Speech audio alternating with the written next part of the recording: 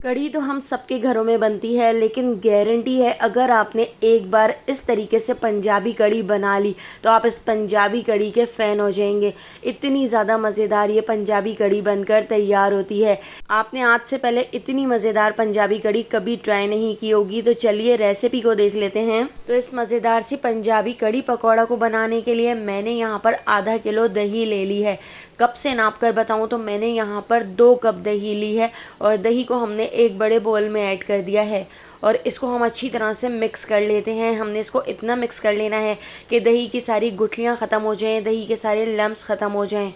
तो अच्छी तरह से मिक्स करने के बाद अब हम इसके ऊपर रख लेते हैं एक स्ट्रेनर और स्ट्रेनर से छानकर इसी कप को नापते हुए मैं इसके अंदर ऐड कर देती हूँ बेसन। तो बेसन में काफ़ी गुठलियाँ होती हैं, कचरा होता है, तो इसलिए आप इसको छान कर ही ऐड कीजिएगा इस तरह से, ताकि इसकी सारी गुठलियाँ ख़त्म हो जाएं। और चमचे से आप इसकी गुठलियों को अच्छी तरह से तोड़ लीजिएगा। तो बेसन ऐड करने के बाद अब हम बेसन और दही को अच्छी तरह से आपस में मिक्स कर लेते हैं। गर्मियों में कढ़ी खाने का अपना ही मज़ा होता है, तो एक बार आप इस रेसिपी से कढ़ी को ज़रूर बना के देखिएगा। इसका टेस्ट बहुत ही ज़्यादा मज़ेदार बनकर तैयार होता है। तो जब भी मुझे कढ़ी बनानी होती है मैं हमेशा अब इसी तरीके से कढ़ी बनाना पसंद करती हूँ। तो अब मैं इसके अंदर ऐड कर देती हूँ 2 कप पानी। तो यहाँ पर देखिए, पहले मैंने 1 कप पानी ऐड करके इसको अच्छी तरह से मिक्स कर लिया है और अब हम दूसरा कप पानी भी इसके अंदर ऐड कर देते हैं और इसको भी अच्छी तरह से मिक्स कर लेते हैं। इस तरह से यहाँ पे हमारा दही और बेसन का मिक्सचर बनकर तैयार हो चुका है। अब एक पतीली के अंदर मैंने ऐड कर दिया है 5 से 6 टेबल स्पून ऑयल। ऑयल को गर्म करने के बाद 1 टीस्पून ज़ीरे को क्रैकल कर लिया है। इसके साथ ही मैं इसमें 2 डंठलें ऐड कर देती हूँ कड़ी पत्ते की। तो मुझे तो ऐसा लगता है कि कड़ी पत्ते के बगैर तो कड़ी नामुकम्मल होती है। इसकी खुशबू बहुत ही अच्छी आती है। तो 10 से 12 सेकंड हमने कड़ी पत्ते को भी अच्छी तरह से फ्राई कर लिया है। अब यहाँ पर एक मीडियम साइज़ की प्याज को स्लाइस में कट करके ऐड कर दिया है। प्याज ऐड करके प्याज को हम फ्राई कर लेते हैं। तो प्याज को हमने इतना फ्राई कर लेना है कि प्याज के कॉर्नर हल्के से गोल्डन से होना शुरू हो जाएं। जब प्याज हल्की सी फ्राई हो जाए तो उसके बाद अब हम इसके अंदर ऐड कर देते हैं 1 टेबल स्पून लहसुन अदरक का पेस्ट। लहसुन अदरक का पेस्ट ऐड करके इसको भी 1 मिनट तक प्याज के साथ फ्राई कर लेते हैं। यहाँ पर आप देख सकते हैं मैंने एक छोटे साइज़ का टमाटर ले लिया है। तो अब आप मुझे कमेंट में ये मत कहिएगा कि कोई सालन तो नहीं बन रहा, यहाँ तो हम कढ़ी बना रहे हैं। लेकिन टमाटर आप एक बार ज़रूर ऐड करके देखिएगा। टमाटर ऐड करने से कढ़ी का कलर भी बहुत अच्छा आएगा, खटास भी हो जाएगी और बहुत ही मज़ेदार कढ़ी बनकर तैयार होगी। 1 टीस्पून मैंने इसमें नमक ऐड कर दिया है और 1 टीस्पून लाल पिसी हुई मिर्चें, 2 टीस्पून हम इसके अंदर ऐड कर देते हैं हल्दी पाउडर। इसके साथ ही मैंने यहाँ पर 1 टीस्पून भर के धनिए का पाउडर ऐड कर दिया है और इसको भी हम अच्छी तरह से इसके अंदर मिक्स कर लेते हैं। तो ये मसाला नीचे लगना शुरू हो गया है, तो मैं इसमें थोड़ा सा पानी ऐड कर देती हूँ। पानी ऐड करके हम इसको अच्छी तरह से मिक्स कर लेंगे और इसको कवर करके लो फ्लेम पर मैं 15 मिनट के लिए छोड़ देती हूँ, ताकि टमाटर, प्याज और सारी चीज़ें अच्छी तरह से इसमें घुल जाएं। 15 मिनट बाद अब देखिए हमारा जो मसाला है वो बहुत अच्छी तरह से भुन चुका है। साइडों से ऑयल ऊपर आ चुका है, इसका सारा पानी खुश्क हो चुका है। अब मैं इसके अंदर थोड़ा सा और पानी ऐड कर देती हूँ। पानी ऐड करके इसके ऊपर एक स्ट्रेनर रख लिया है और स्ट्रेनर से छानकर हम दही और बेसन वाला मिक्सचर इसके अंदर ऐड कर देते हैं। तो जब आप दही और बेसन वाला मिक्सचर ऐड कर रहे हो तो इसका बिल्कुल लो फ्लेम कर दीजिएगा, नहीं तो दही फट सकता है और इसमें गुठलियाँ बन सकती हैं। तो आपने लो फ्लेम करके ही इस मिक्सचर को ऐड करना है और इसको अच्छी तरह से छान लेना है, ताकि इसमें दही और बेसन की बिल्कुल भी गुठलियाँ ना रहें। और इसको छानने के बाद इसके अंदर मैं 1 कप पानी ऐड कर देती हूँ और पानी ऐड करके हम इसको अच्छी तरह से मिक्स कर लेते हैं और इसको एक उबाल आने तक पका लेते हैं। तो जब तक इसमें उबाल नहीं आता तो आप इसको अच्छी तरह से चलाते जाइएगा, नहीं तो इसमें गुठलियाँ बन सकती हैं, इसमें लम्स बन सकते हैं। तो जितनी देर में उबाल आएगा इतनी देर तक आपने इस तरह से इसको कंटिन्यू चलाते जाना है।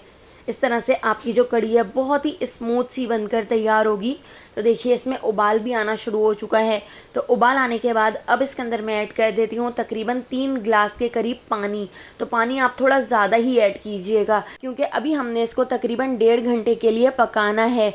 कुछ लोग कहते हैं कि हमारी कढ़ी आधे घंटे में बनकर तैयार हो जाती है, तो मुझे तो ऐसा लगता है कि बिल्कुल टेस्टलेस कढ़ी बनती होगी और कच्ची कच्ची सी रह जाती होगी। जब तक आप इसको 1.5-2 घंटे तक हल्की आंच पर नहीं पकाएंगे तो कढ़ी का टेस्ट ही नहीं आएगा। आप एक बार इस तरीके से ज़रूर बना के देखिएगा।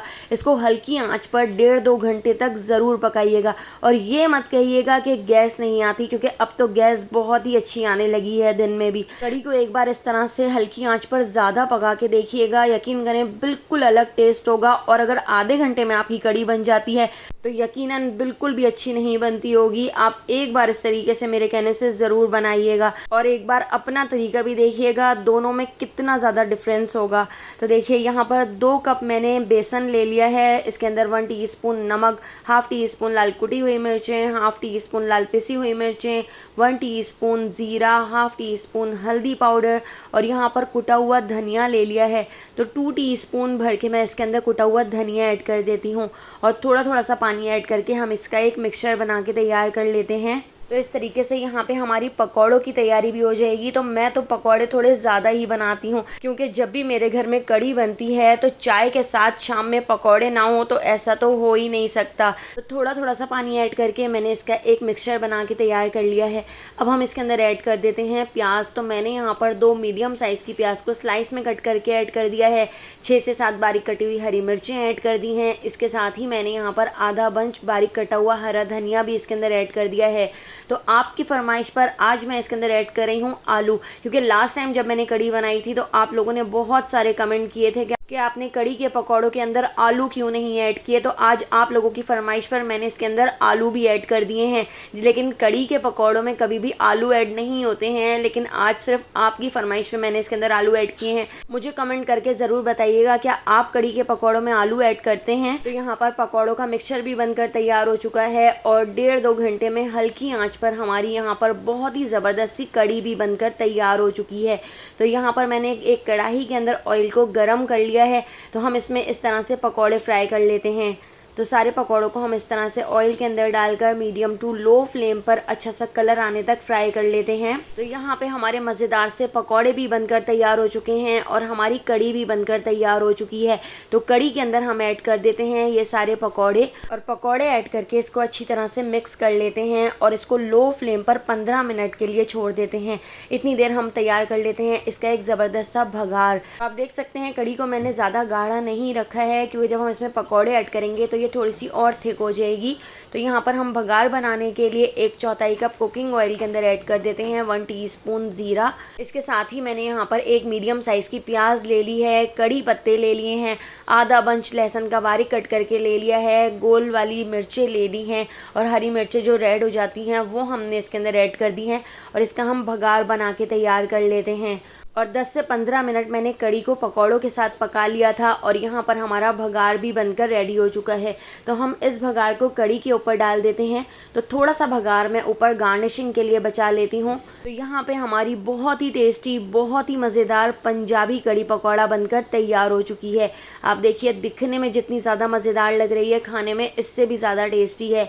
अगर आपको कढ़ी पकौड़े की ये मज़ेदार सी रेसिपी पसंद आई हो तो लाइक, शेयर और सब्सक्राइब करना बिल्कुल भी मत भूलिएगा और बेल आइकॉन के नोटिफिकेशन को ज़रूर ऑन कीजिएगा, क्योंकि डेली मैं आपके लिए बहुत ही मज़ेदार सी रेसिपीज़ लेकर आती हूँ। फेसबुक, टिकटॉक या यूट्यूब पे देख रहे हैं तो मेरे चैनल को फॉलो ज़रूर कर लीजिएगा। आने वाली वीडियो तक मुझे दीजिए इजाज़त। अल्लाह हाफ़िज़।